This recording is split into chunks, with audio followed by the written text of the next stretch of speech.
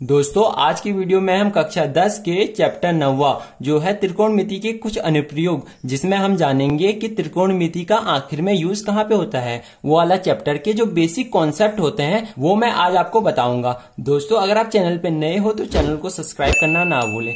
दोस्तों ये वाले चैप्टर का हर साल 6 नंबर का क्वेश्चन बोर्ड परीक्षा में आता ही है और ये वाले जो क्वेश्चन होते हैं वो बहुत ज्यादा आसान होते हैं। अगर आपका 9वां चैप्टर का जो बेसिक कॉन्सेप्ट है अगर वह क्लियर है तो आप आसानी से इन क्वेश्चनों को कर सकते हो। दोस्तों अगर आप 9वां चैप्टर पढ़ोगे तो हर एक क्वेश्चन में आपको 2 वर्ड आएंगे ही आएंगे और जो पहला वर्ड है वो है उन्नयन कोण।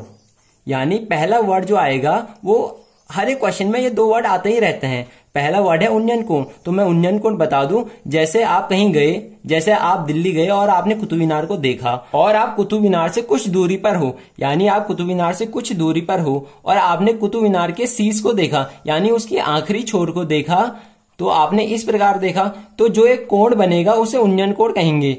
यानी जितने डिग्री का एक कोण बनेगा उसे उन्नयन कोण कहेंगे। और ये वाले कोण को आप कैसे नापोगे, तो आपकी आंखों से जितने डिग्री का कोण यहां बनेगा उतना उसका उन्नयन कोण होगा। और जो दूसरा वर्ड सामने आता है वो आता है अवनमन कोण।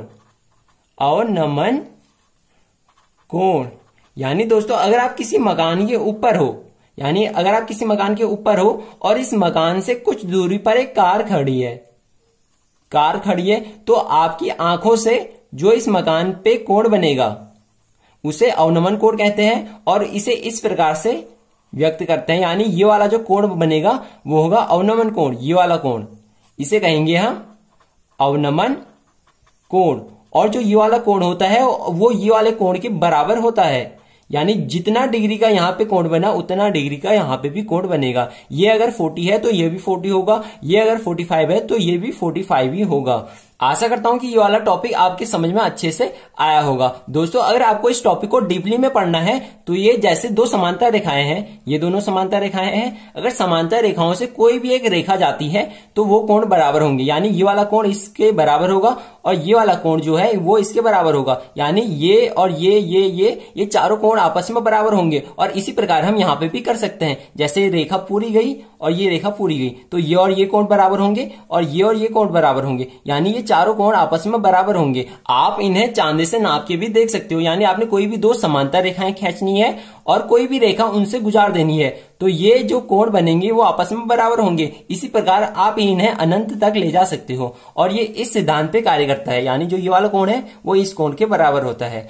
अब हम दोस्तों एक क्वेश्चन करेंगे, यानी मैं आपको इस क्वेश्चन को समझाऊंगा कि आखिर हमने कैसे करना है। तो जैसे हमारा पहला क्वेश्चन है, धरती पर एक मीनार ऊर्ध्वाधर खड़ी है और जो ऊर्ध्वाधर खड़ी है उसका मतलब होता है ऊपर की ओर खड़ी है। और एक वर्ड इसमें और आएगा कि क्षैतिज। क्षैतिज का मतलब होता है सीधी रेखा और ऊर्ध्वाधर की मतलब होता है ऊपर की ओर। तो धरती पर एक मीनार ऊर्ध्वाधर खड़ी है। धरती के एक बिंदु से जो मीनार के पाद बिंदु से, पाद बिंदु किसे कहते हैं, अगर ये मीनार है तो इसके निचले हिस्से को पाद बिंदु कहते हैं। तो धरती के एक बिंदु से जो मीनार के पाद बिंदु से 10 मीटर की दूरी पर है। यानी जो मीनार के पाद बिंदु से धरती पर एक बिंदु है और वो मीनार से 10 मीटर की दूरी पर है। मीनार के शिखर का उन्नयन कोण 45 है। उन्नयन कोण ये वाला कोण होता है, यानी नीचे से ऊपर बना कोण उन्नयन कोण कहलाता है। जैसे मैंने आपको बताया था तो ये वाला कोण उन्नयन कोण कहलाएगा और वो कितना है, 45 डिग्री का उन्नयन कोण है। मीनार की ऊंचाई ज्ञात कीजिए। अब हम दोस्तों इसे करने के लिए पहले इसका डायग्राम बहुत अच्छे से बनाएंगे, नीट एंड क्लीन। तो हम दोस्तों पहले इसका डायग्राम बनाते हैं। धरती पर एक मीनार ऊर्ध्वाधर खड़ी है तो हमने एक मीनार बनानी है, यानी हम एक मकान टाइप का बनाएंगे। ये हमने एक मीनार बना दी और हमें दूसरे नंबर पे दिया है धरती के एक बिंदु से जो मीनार के पाद बिंदु से 10 मीटर की दूरी पर है। यानी धरती पर एक बिंदु है और जो मीनार के पाद बिंदु से, मीनार का पाद बिंदु ये है, तो मीनार के पाद बिंदु से धरती पर एक बिंदु की दूरी 10 मीटर है। यानी ये वाली दूरी कितनी है, 10 मीटर। मीनार के शिखर का उन्नयन कोण 45 है। यानी धरती के इस बिंदु से मीनार के शिखर का उन्नयन कोण 45 है। तो हमने ये कोण बनाया, यानी हमने ये वाली लाइन खींची और हमने इसे 45 डिग्री का दिखा दिया। अब हम दोस्तों इसका नामकरण करेंगे। तो हमने इसे ए दिखा दिया, इसे बी दिखा दिया और इसे सी दिखा दिया। हम कुछ भी दिखा सकते हैं, ए बी सी, कुछ भी एक्स वाई जेड। अब हम इसे अच्छे से लिखेंगे, यानी हमने जो जो माना है उसे अच्छे से लिखेंगे। यानी हम इस चित्र के बारे में पूरी डिटेल लिखेंगे। तो हमने माना मीनार की ऊंचाई, यानी जो मीनार की ऊंचाई है, मीनार की ऊंचाई वो है AB, यानी ये मीनार है और मीनार की ऊंचाई कितनी होगी, यहां से लेके यहां तक की दूरी, तो यहां से लेके यहां तक की दूरी कितनी है AB। और हमने क्या माना, मीनार के पाद बिंदु से, यानी हमने दूसरे नंबर पे माना मीनार के पाद बिंदु से धरती पर स्थित एक बिंदु की दूरी, यानी धरती पर स्थित एक बिंदु की दूरी, एक बिंदु की दूरी, और ये दूरी कितनी है, ये दूरी है 10 मीटर, यानी हम इसे लिख सकते हैं 10 मीटर, या हम लिखेंगे CB। हमने लिखा CB, या हम क्या लिखेंगे, उन्नयन कोण, यानी उन्नयन कोण कितना है, उन्नयन कोण 45 डिग्री है, यानी उन्नयन कोण क्या है, कोण ACB, कोण ACB बराबर 45 डिग्री। ये हमने इस डायग्राम के बारे में लिखा है कि इसमें क्या क्या दिया है। अब हम इसे आगे सॉल्व करेंगे। तो हमने सॉल्व किस प्रकार करना है, यानी जो चीज हमने निकालनी है और जो चीज हमें दी है, यानी हमने मीनार की ऊंचाई निकालनी है, और मीनार की ऊंचाई ये त्रिभुज में देखेंगे तो ये एक लंब है, और हमें क्या चीज दी है, तो हमें दिया आधार।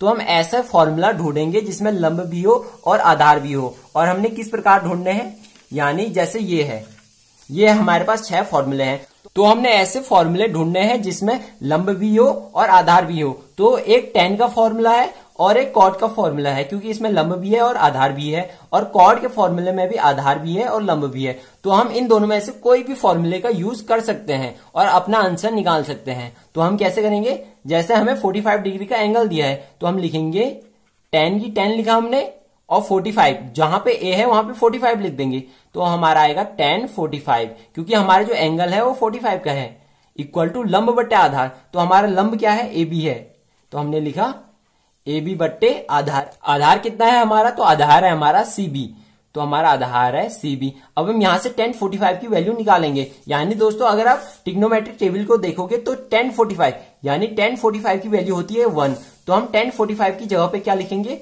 हम लिखेंगे 1 equal to AB upon CB, और CB हमें दिया है 10, तो हमारा AB यानी ये 10 यहां मल्टीप्लाई होगा, तो हमारा 10 बराबर AB। और AB क्या है, मीनार की ऊंचाई है, यानी जो हमारी मीनार की ऊंचाई आएगी वो आएगी 10 मीटर, यानी हमारी मीनार की ऊंचाई 10 मीटर है। आप इसी आंसर को कॉट के फॉर्मूला डाल के भी इसका सही आंसर निकाल सकते हो। तो कॉट A है, तो हमने लिखा कॉट की कॉट लिखा, और कॉट A है, और जो पीछे वाला होता है वो एंगल होता है, और हमारे यहाँ पे एंगल कितना दिया है, हमारा दिया 45, तो हम लिखेंगे कॉट 45 इक्वल टू, कॉट की वैल्यू क्या होती है, आधार बटे लंब, और हमारा आधार ये है और लंब ये है, तो हम लिखेंगे CB बट्टे लंब है हमारा AB, तो हमने लिखा CB बट्टे AB। और हमारी कॉट 45 की वैल्यू अगर आप देखोगे तो हमारा कॉट 45 की वैल्यू भी 1 होती है, तो हम कॉट 45 की जगह पे क्या लिखेंगे, हम 1 लिखेंगे, तो हमने लिखा 1 इक्वल टू CB। CB की वैल्यू हमें दी है 10 मीटर, तो हमने लिखा 10 मीटर अपॉन AB। अगर हम AB यहां मल्टीप्लाई हुआ तो हमारा आया AB बराबर 10 मीटर, और यही हमारा आंसर है। दोस्तों आशा करता हूं कि ये वीडियो आपको अच्छे से समझ में आई होगी। अगर इस वीडियो से रिलेटेड आपको कोई भी डाउट हो तो कमेंट बॉक्स में जरूर पूछें, मैं उसकी एक अलग से वीडियो बना दूंगा। दोस्तों ऐसे ही और वीडियो पाने के लिए इस चैनल को सब्सक्राइब जरूर कर ले, और बेल नोटिफिकेशन को ऑल पर सेट करना ना भूलें, ताकि मेरी मेहनत बेकार न जाए। Thank you, have a nice day.